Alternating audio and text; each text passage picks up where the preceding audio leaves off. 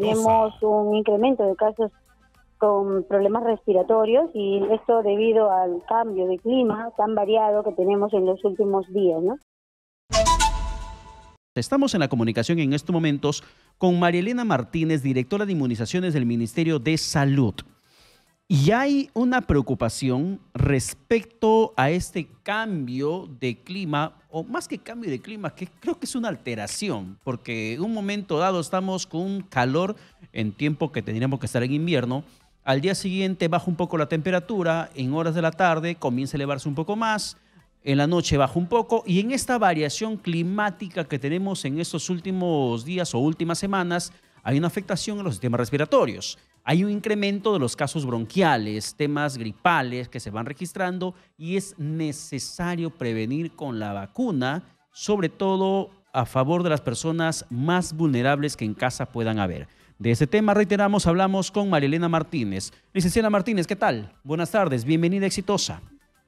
¿Cómo está, Pedro? Muy buenas tardes. Muchas gracias por la invitación a Exitosa y a tu programa. Y efectivamente, como mencionabas en el preámbulo, tenemos un incremento de casos con problemas respiratorios y esto debido al cambio de clima tan variado que tenemos en los últimos días, ¿no?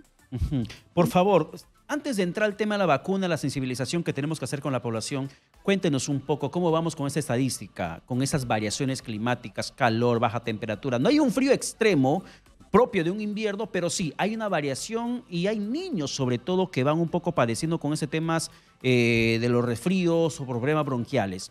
¿La incidencia de estas enfermedades está al alza en este momento, licenciada Martínez?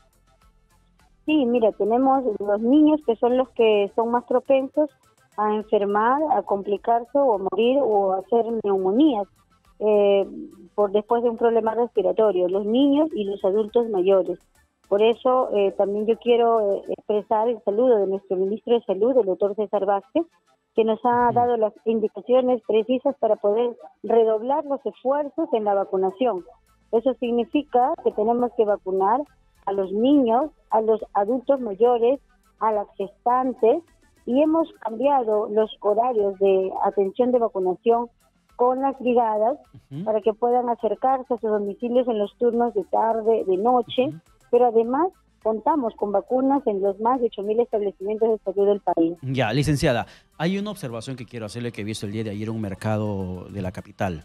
Yo estaba haciendo compras y se acercó una brigada del Ministerio de Salud para que pueda poner vacuna de refuerzo, sobre todo para niños.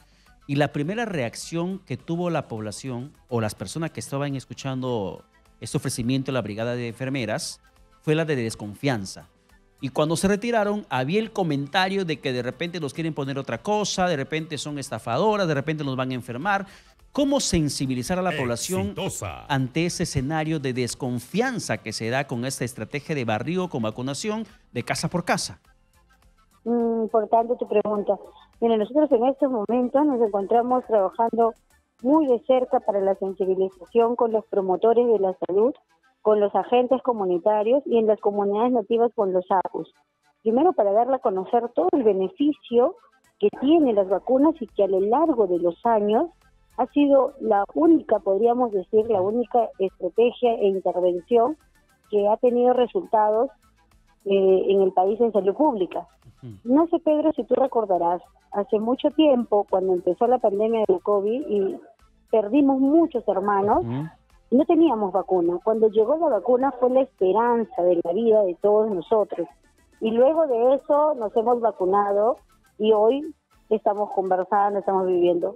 Lo otro que podemos decir y hemos demostrado con la vacunación es que además estas vacunas hace muchos años que ya han sido aplicadas, no tenemos casos de polio, de sarampión, de difteria, pero estas enfermedades pueden regresar.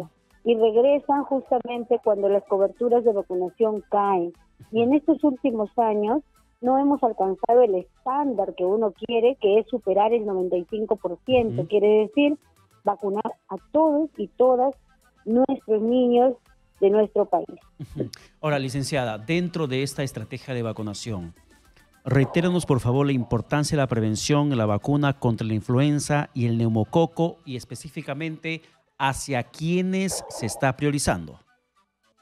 Bien, primero para decirle a toda la población que el Perú, el Ministerio de Salud y el gobierno peruano adquiere vacunas muy seguras, eficaces, de calidad y gratuitas. ¿Y quiénes son las personas que deben acudir a recibir la vacunación? Prioritariamente nuestros niños. Nuestros niños menores de 5 años deben recibir sus vacunas contra influenza y además contra neumococo. ¿Quiénes más? Las personas mayores de 60 años, que también son el grupo vulnerable, las personas mayores de 60 años. Asimismo, deben recibir las vacunas las gestantes y todas las personas que tienen algún tipo de comorbilidad, ya sean diabéticos, hipertensos, obesos, cardiopatía, las personas que reciben tratamientos oncológicos también, porque en ellos su sistema inmunitario está debilitado y necesitamos reforzar. Las vacunas refuerzan el sistema inmunitario y evitan justamente que uno enferme, se complica o fallezca. Bien, perfecto, licenciada Martínez. Muchas gracias por la comunicación alcanzada. Muchas gracias, buenas tardes. Bien, muchísimas gracias. Estaba conversando con nosotros la licenciada Marilena Martínez, quien es directora de inmunizaciones del Ministerio de Salud.